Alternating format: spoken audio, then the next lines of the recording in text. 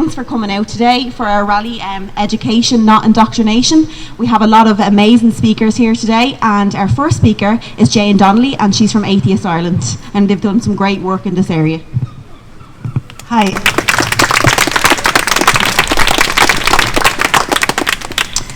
My name is Jane Donnelly and I'm from Atheist Ireland. For years, Atheist Ireland has been campaigning in relation to religious indoctrination and evangelising in Irish schools.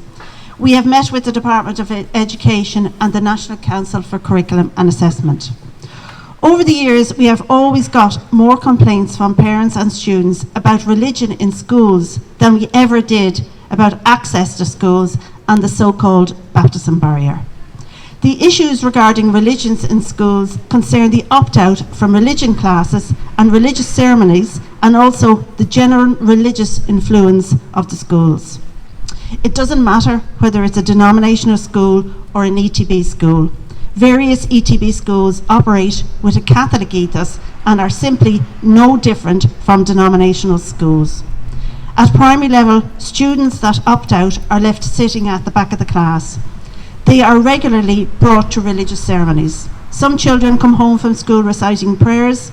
Others come home telling their parents that they want to take part in religion class and make their Holy Communion. And others come home crying and feeling left out and marginalised.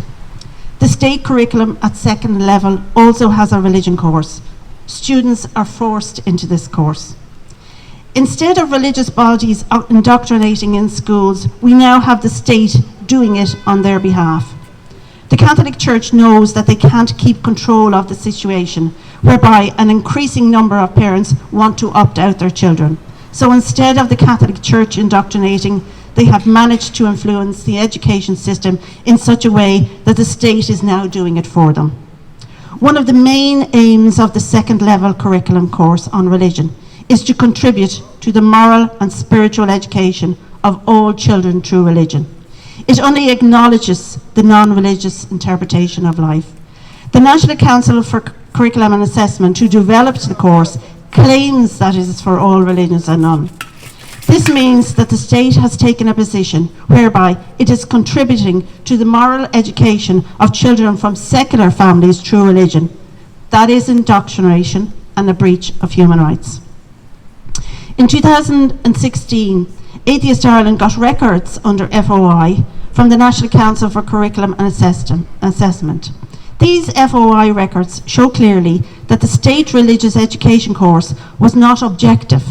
We lobbied the Department of Education to permit students to opt out of this course and pick another subject. Earlier this year, the Department of Education issued the circular letter that we have been lobbying for. It obliged ETB schools and colleges to permit students to opt out of religion and pick another subject.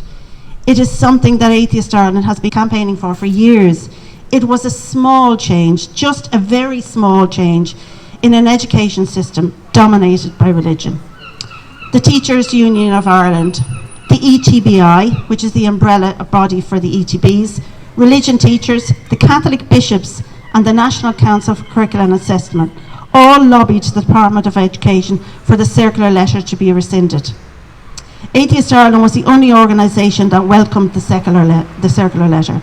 Unfortunately, the Department of Education succumbed to the pressure, and the option to pick another subject if students opted out of the religion was rescinded. Atheist Ireland met with the Department of Education recently, and we were told that the various bodies that had objected to the circular letter insisted that the state religious education course was objective. We pointed out the main aims of the course, which clearly show that it is not an objective course. It is indoctrination and was always meant to be used as a vehicle by the Catholic Church to evangelise. The people that we met in the Department of Education seemed sincere in what they were trying to do. That was to change the culture of ETB schools in relation to religion and the opt-out. It seemed to us that there is certainly a lot of politics going on, and there are people and groups in the education system that are trying to ensure that the state continues a policy of evangelising on behalf of the Catholic Church. We will be publishing a response to the Department of Education tomorrow, and we will also be meeting them again in relation to this issue. and we will be publishing that on our website, Teach Don't Preach. At primary level, the NCCA have just introduced a new course for community national schools. Community national schools are state schools at primary level. They are under the patronage of the ETBs. There are only 11 of them at present, but the plan is that the Catholic Church will divest to these schools. The course in these schools is called the Goodness Me, Goodness You course. It claims to respect and nurture religious and secular beliefs. However, if you look at the learning outcomes for the section on religion and beliefs, it is quite unbelievable. One of the purposes of this section of the Goodness Me, Goodness You course is to demonstrate an understanding of and respect for the codes of conduct that influence the way people live in a range of belief traditions. The state, the community national schools, are claiming that they are inclusive and respect all religions and belief, but have no issue with teaching children from secular families to respect codes of conduct that influence a range of belief traditions. If you are a secularist, you teach your children the very opposite. You teach your children to challenge codes of conduct, not respect them. We don't respect codes of conduct because many of those codes of conduct undermine human rights. For example, FGM, the baptism barrier, was based on a code of conduct that had no issue with discriminating against 5-year-olds. We campaigned against a code of conduct that ensured that the 8th Amendment was put into our Constitution.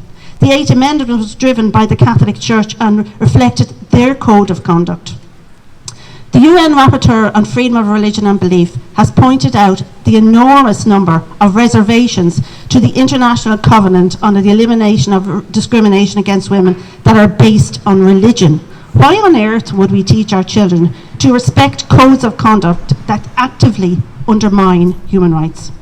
The right to respect for your beliefs, be they religious or philosophical, belongs to people, not to what they believe in. People believe in codes of conduct that undermine human rights. Many religions support discrimination. We know this because all the majority religions in this country supported religious discrimination in access to schools and also support religious discrimination within schools. The state is now teaching our children to respect those codes of conduct that are against our philosophical convictions and are the very reason why we're out here protesting today. Of course, not all religions support discrimination and undermine human rights. Atheist Ireland works with the Evangelical Alliance of Ireland and the Ahmadi Muslim community, who both support secular education. Not all Catholic parents want to continue with a system of education that undermines the human rights of minorities. Today is the first time that anyone has ever protested on the streets about religion classes in Irish schools.